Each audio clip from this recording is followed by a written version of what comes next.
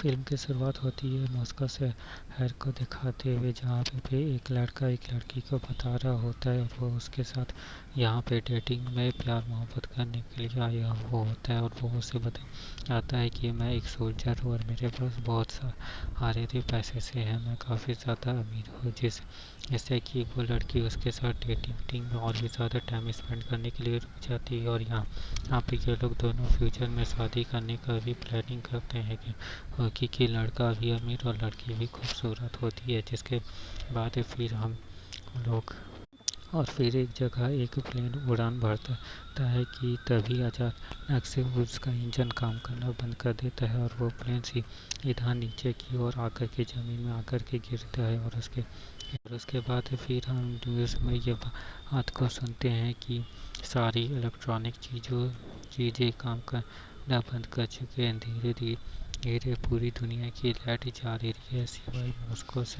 Moscow शहर में अभी भी लाइट्स की बची हुई थी और सारे लोगों को मॉस्को शहर की न्यूज़ ही मिल पा रही थी, जिसमें न्यूज़ में यह बात बताया जाता है कि पूरी दुनिया की लाइट जा चुकी है और सिर्फ मॉस्को शहर में ही लाइट बची हुई है। और हमें यह बात बिल्कुल भी नहीं पता कि यहाँ पे अंधेरा है वहाँ पे आखिर क्या हो रहा है। और अंधेरे वाले लोगों को भी ये बात नहीं पता है कि हमारे पास अभी भी लाइट मौजूद है। जिसके बाद फिर कुछ और फिर ये खबर एक सोल्जर भी वही सोल्जर सुन रहा होता है। और फिर जो एरिया में लाइट नहीं होती है उसे ब्लैकआउट एरिया, और जो एरिया में लाइट होती थी उसे लाइट एरिया कह के करके चीज़ों को बांट दिए जाते हैं ताकि समझने में आसानी हो। उसके बाद फिर मिलिट्री बाकी एरियाज़ के जायज़ा लेने के लिए बहुत सारे ड्रोन्स को बाकी सारे एरिया में भेजती है ताकि उन सारे एरियाज़ के बारे में कुछ जाना जा सके। लेकिन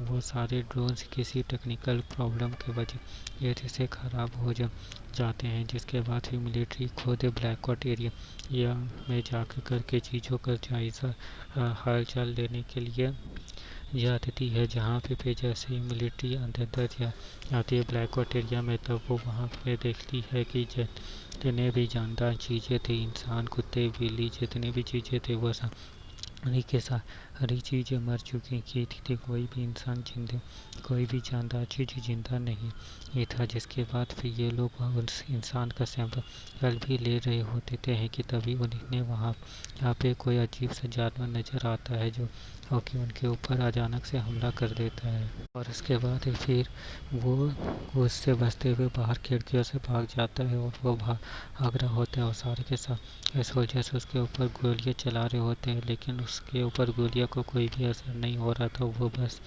वहाँ से भागता ही जा रहा था। ये देख करके सारे के सारे सोल्जर्स काफ़ी ज़्यादा हैरान हो जाते हैं। जिसके बाद फिर ये सारी चीज़ों को न्यूज़ में भी बताया जाता है और न्यूज़ वाले ये कहते हैं कि हमें भी ये बात नहीं पता कि आखिर ये सारी चीज़ें कैसे हो रही है। और इसके बाद फिर हम एक लड़के को देख देते हैं जो कि बता रहा होता है कि उसका नाम ओला है। और वो बताती है कि अब ऐसा ही एक महीना गुजर चुका है और उसे मिलिट्री से रिटायरमेंट मिल चुका होता है और वो अपनी दादी माँ के साथ रह रहा होता है। और जब मिलिट्री वाले उसे दोबारा से मिलिट्री ज्वाइन करने के लिए खत भेजते हैं तो वो दोबारा से मिलिट्री को ज्वाइन कर लेता है, जहाँ पे सारे मिलिट्री वालों को इकट्ठा करके उन्हें बताया जा रहा होता है कि हमने जहाँ से भी ब्लैकआउट एरिया से सैंपल्स उठाए हैं वो सब सारे सैंपल्स में लगभग की आने वाले जहर की वजह से गई है। जो जहर उन्होंने किसी को दिया नहीं था बल्कि उसके बॉडी ने खुद ही वो सारे जहर्स को बनाया होता है और उसकी बॉडी खुद उसे ये सारे जहरों को नहीं बनाई हुई होती है, बल्कि उसकी बॉडी को ज़बरदस्ती किसी तरह से मजबूर किया गया था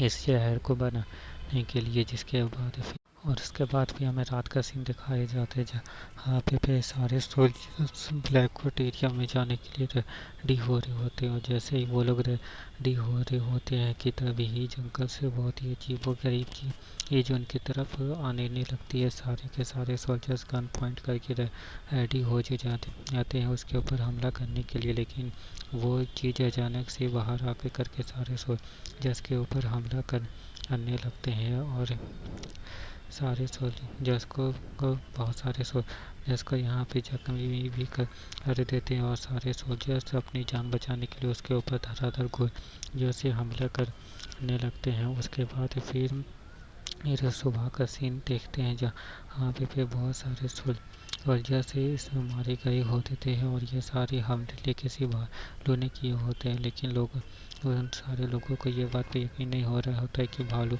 ने आखिर ऐसा कैसे किया, क्योंकि भालू कभी भी इंसानों के ऊपर हमला बेवजह नहीं कर रहे होते हैं। उसके बाद फिर हमें वहाँ पे उसकी ये दोस्त को दिखाया जाता है जो कि सोल्जर का गर्लफ्रेंड हुआ करती थी और वो जख्मी हो गया था और इसीलिए उसकी एक गर्लफ्रेंड उसका इलाज कर रही होती है, क्योंकि वो डॉक्टर होती है और मिलिट्री में डॉक्टर की ज़रूरत होती है और इसलिए वो भी इनके साथ आ चुकी होती है।